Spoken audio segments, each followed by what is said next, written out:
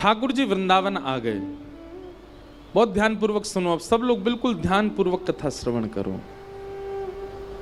ठाकुर जी का वृंदावन आगमन हुआ है। वृंदावनम संप्रविश्य सर्वकाल सुखावहम गोप गोपी गवाम सेव्य पुण्याद्रि तृणवीरुधम।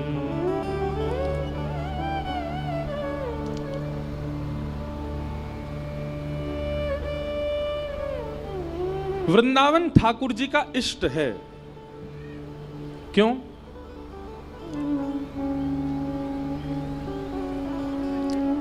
क्योंकि श्री जी के हाथों निर्मित है। बहुत ध्यान से पीछे वाले सुनो, आगे वाले तो अभी आके बैठ रहे हैं, आप ही लोग सुनो कथा। वृंदावन ठाकुर जी का इष्ट है। क्यों? क्योंकि श्री जी ने वृंदावन का निर्माण किया है। हमारी माता जी, हमारे पिताजी घर में कभी सातिया बनाते हैं, कभी कुछ अच्छा माता जी कुछ ना कुछ बनाती है ना, कभी अभी दीपावली के समय पर भी दीवार पे कुछ बनाएंगी या सातिया बनाएंगी, हमारे लिए वो पूजनीय हो जाता है, हमारे लिए वो पूज्य हो जाता है। ऐसे ही किशोरी जी के द्वारा निर्मित है वृंदावन, इसलिए ठाकुर जी उसको अपना इष्ट मानते हैं। केवल हमारा इष्ट नहीं है, ठाकुर जी का भी इष्ट वृंदावन। प्रिया लाल को लाढ़ लढ़ावत, प्रिया लाल को लाढ़ लढ़ावत। ठाकुर जी को लाड़ लड़ाने में, किशोरी जी को आनंद कराने में सबसे श्रेष्ठ सहचरी वृंदा सहचरी वृंदावन। वृंदावन भी एक सखी है। प्रिया लाल को लाढ़ लढ़ावत, सब विधि पूरण काम हेरी मेरो, सब विधि पूरण काम। वृंदावन सुख धाम हेरी मेरो, वृंदावन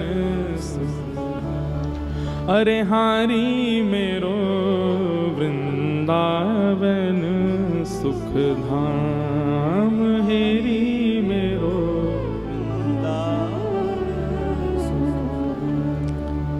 प्रिया लाल को लाड़ लड़ावे, सब विधि पूर्ण काम हेरी मेरो, वृंदावन सुख धाम।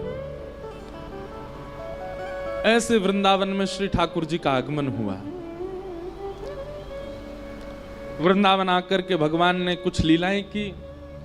अघासुर का वध किया, धेनुकासुर का वध किया। एक वत्सासुर नाम का दैत्य आया था। आगे वाले ने थोड़ी शांति रखो, बिल्कुल ध्यान से सुनो। एक तो लेट आए हो, ऊपर से हल्ला कर रहे हो, बिल्कुल शांति से सुनो। पीछे वाले पता 12 बजे से बैठे हैं, जो बैरिकेटिंग के पीछे हैं 12 बजे से बैठे। आपकी पीड़ा हम समझ सकते हैं, लेकिन बहुत सावधानी से कथा सुनो। हम 2 ही दिन और सुना रहे हैं, तो 2 दिन बस चूको मत, एक शब्द भी आपसे रह ना जाए। और आज तो हम हाथ जोड़ के प्रार्थना कर रहे हैं, आज की कथा में तो हमको बिल्कुल डिस्टर्ब ना हो, तो भाव प्रकट हो। वत्सासुर नाम के ठाकुर जी ने एक दैत्य का वध किया, जो कि बछड़े के रूप में आया था। जैसे ही वत्सासुर का वध किया, किशोरी जी नाराज हो गई ठाकुर जी से। किशोरी जी बोली, तुमने वत्सासुर को क्यों मारा? ठाकुर जी बोले, दैत्य है, उसको मारेंगे नहीं। बोले, भले ही दैत्य था, लेकिन वो बछड़े के रूप में था, गैया के रूप में था, आपने उसको क्यों मारा?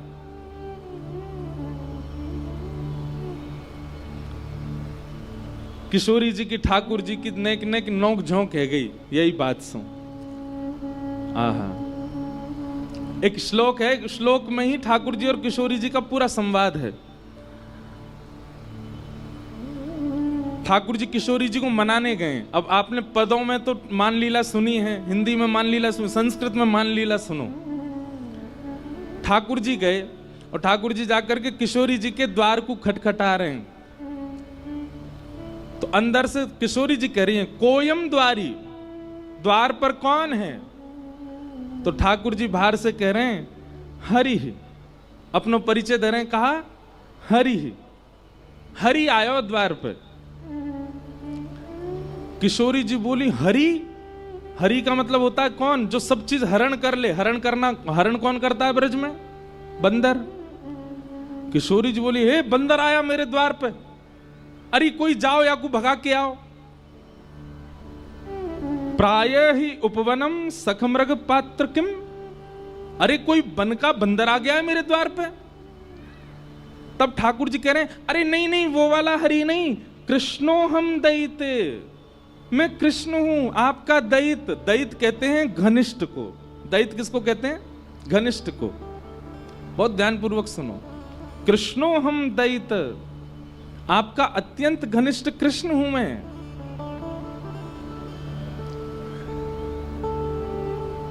किशोरी जी ने जैसे ही सुनी कृष्ण आया है, अब कृष्ण का मतलब क्या होता है? कृष्ण का मतलब होता है काला।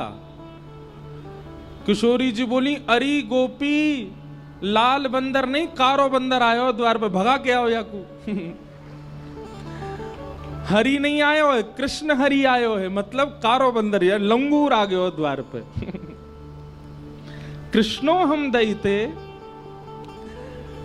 श्री जी बोली विभेमी नितराम कृष्णात अहम बानरात, अरे काला बंदर आया गोपी, भगा के आओ। लंगूर बंदर तो गोरे बंदर थे, ज्यादा खतरनाक रहे, या को भगा के आओ। ठाकुर जी बोले अरे नहीं नहीं श्री जी, राधे हम मधुसूदनो, हे श्यामाजू मैं आया हूं मधुसूदन। किशोरी जी बोली ओहो ब्रजलताम तमेहि पुष्पान निविताम, अरे सखी देखो तो द्वार पर लगता है मधुमक्खी आई है। अरे द्वार मत खोलियो, भीतर आके दस देगी, लग जाएगी मेरे। ये पूरे ब्रज बीथीन के ब्रज रसन को चखवे वाली मधुमक्खी आई है, ये भौरा आया है द्वार पे, इसको भीतर मत आने देना। ठाकुर जी हर प्रकार से हाथ जोड़ रहे हैं, पाम जोड़ रहे हैं, अपने सब बात बता रहे। ठाकुर जी मूड पकड़ के बेटे कहा बताऊं, हरि बताऊं तो बंदर सुने, कृष्ण बताऊं तो कारो बंदर, मधुसूदन बताऊं तो यूं सोच रही है कि मैं मधुहार हूं, मैं मधुमक्खी हूं। इत्थे निर्वचनी कृतो सदैता पातु हनो हरिवा। ठाकुर जी कह रहे हैं अरे मैं जगत नियंता जग पालक आया। किशोरी जी कहीं विधाता आजकल पृथ्वी पे घूम रहा है, मेरे द्वार पे आ गया विधाता, ब्रह्मांड नायक आ गया। किसी भी कारण से श्री जी द्वार नहीं खोल रही हैं। ठाकुर जी समझ गए, मान कर रही हैं, रूठ गई हैं मौसम। अंत तो गत्वा ठाकुर जी कहते हैं अरे मैं ब्रज बीथीन को दास, ब्रजवासीन को दास, श्यामाजू को दास, आप सब ब्रजवासीन की कृपा दृष्टि से पलवे वारो आप सबन को दास आयो हूं। तब श्री जी बोले ओहो नंद नंदन कृष्ण आए हैं क्या? बोले हाँ ये है हमारा परिचय। बोले पहले बताना चाहिए हो कि ब्रज के दास आए हैं, ब्रजवासीन के दास आए हैं। जब अपने आप को सबन को दास बतायो तब किशोरी जी ने द्वार खोलो, कहो क्या बात है? बोले श्री जी क्षमा कर दो ना, हमसे अपराध है क्यों? किशोरी जी बोली अपराध नहीं, आपने वत्सासुर को क्यों मारा? वो बछड़ा बन के आया था। ठाकुर जी बोले आप बताओ मैं कहां करूं, कैसे मेरा अपराध दूर होएगा? श्री जी बोली अब तो एक ही उपाय है। बोले कहा अपने हाथन के श्रम से, अपने शरीर के श्रम से एक कुंड प्रकट करो, वहां में स्नान करो, और वहां में जब आप स्नान करोगे तब पाप निवृत्त होगे, तब मैं आपको स्वीकार करूंगी। ठाकुर जी ने सुंदर कुंड को निर्माण किया। रोज जाते जा जा करके महाराज कभी बता में ठाकुर जी ने अपने कंगन से, कभी कह में पाम के अंगूठा से छिद्र से खोदनो प्रारंभ कियो, एक सुंदर कुंड को निर्माण कियो, वहां में जल को स्रोत प्रकट है गयो, वही है कृष्ण कुंड। ठाकुर जी ने उसने स्नान किया। ठाकुर जी स्नान करके गए, श्री जी से जाके बोले मैंने कुंड भी प्रकट कर दियो, स्नान भी कर लियो, अब तुम वो कुछ स्वीकार कर लो। किशोरी जी बोली तुम पे भरोसा ना है मुझे। अरे मैंने इतनी मेहनत करके कुंड बनायो, नहाए आयो, अब तो स्वीकार करो। किशोरी जी बोली मुझे भरोसा ना है, मैं अब एक कुंड बनाऊंगी। तब किशोरी जी ने अपने कंगन से खोद करके नवीन कुंड प्रकट कियो, वही को नाम है राधा कुंड। और ठाकुर जी को आज्ञा दई, अब या में स्नान करो, या में गोते लगाओ, और या में खड़े है करके फिर क्षमा मांगो ब्रजवासीन सो, गैया सो, तब क्षमा करूंगी। ठाकुर जी ने वहां में स्नान किया, कान पकड़ के क्षमा मांगने लगे। सब ब्रजवासी गैयान से क्षमा मांगी। तब श्री जी ने ठाकुर जी को बाहर लेकर के अपने हृदय से लगाए, वो अब स्वीकार करेंगे। नहीं तो महाराज ठाकुर जी से रूठ गई श्री जी, स्वीकार नहीं कर रही हैं, त्याग कर रही हैं। ऐसी मान लीला ठाकुर जी की चलती रहे श्री जी के साथ में। अभी मन में भाव आ रहे हो, अभी मैं रास्ता में आ रहा हूं तो मैं विपराग जी से बोलो, मैंने कि कई भाव ऐसे हो में लीला के जो कहीं लिखे नहीं हैं पर अपने आप चिंतन में आ जाते हैं। जैसे कोई बिजनेसमैन व्यक्ति है तो उसके चिंतन में इतना बिजनेस चलता रहता है कि वो कुछ ना कुछ इनोवेटिव करता ही रहता है। गायक व्यक्ति है तो इतने स्वर राग उसके मस्तिष्क में घूमते हैं कि कोई ना कोई स्वर उसके चित्त में आता ही रहता है। ऐसा गाऊंगा तो अच्छा लगेगा, ऐसा करूंगा तो अच्छा लगेगा। फिल्म मेकर्स लोग होते हैं, वो कुछ ना कुछ स्टोरी बनाते रहते हैं कि ऐसे दिखाएंगे तो लोगों को भाएगा। ऐसे ही कथा करने वाले भी निरंतर चिंतन करते रहते हैं ठाकुर जी का, तो कोई ना कोई भाव प्रकट होता है। एक भाव प्रकट हुआ कि ठाकुर जी ने सब गोपीन के मक्खन चुराए, किशोरी जी को मक्खन नहीं चुराया हो। कभी ठाकुर जी ने किशोरी जी के यहां जाके मक्खन नहीं चुराए होगो का? तब मन में भाव आयो कि भाई ये लीला कहीं लिखी तो नहीं है, पर फिर कुछ शब्द लिख करके एक पद बनाया। ठाकुर जी ने किशोरी जी के यहां चोरी कैसे करी होगी, ध्यान से सुनियो।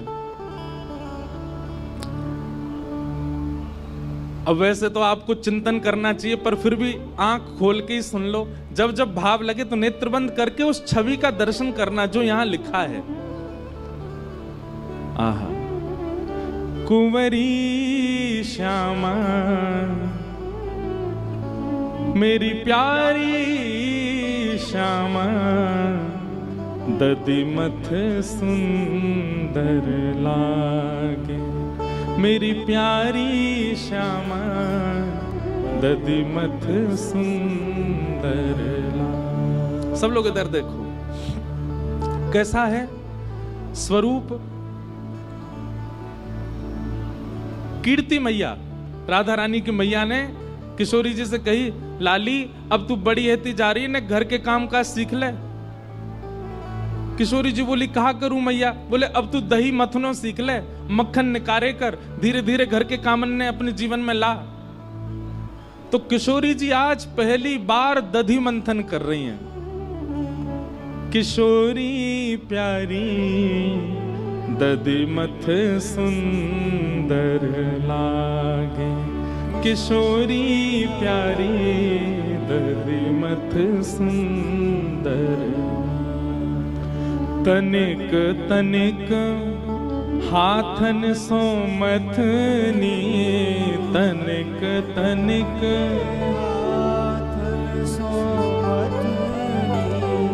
तनिक तनिक। तनिक मतलब छोटे। तनिक तनिक हाथन सो मथनी, तनिक तनिक हाथन सो मथनी। तनिक सी भोरी चलावे किशोरी राधे, तनिक सी भोरी चलावे किशोरी राधे। दधिमथ सुंदर लागे किशोरी राधे, दधिमथ सुंदर। आज किशोरी जी ने जैसी मथनी पहली बार चलानो प्रारंभ कियो, सबरे ब्रजमंडल की गोपी इकट्ठी है गई, बधाई गायन लगी, नंगाड़े बजन लगे पूरे ब्रजमंडल में। सब पूछन लगे, अरे भैया काय बात के मंगल गाए जा रहे हैं? बोले आज वृषभानु नंदिनी किशोरी जी पहली बार मक्खन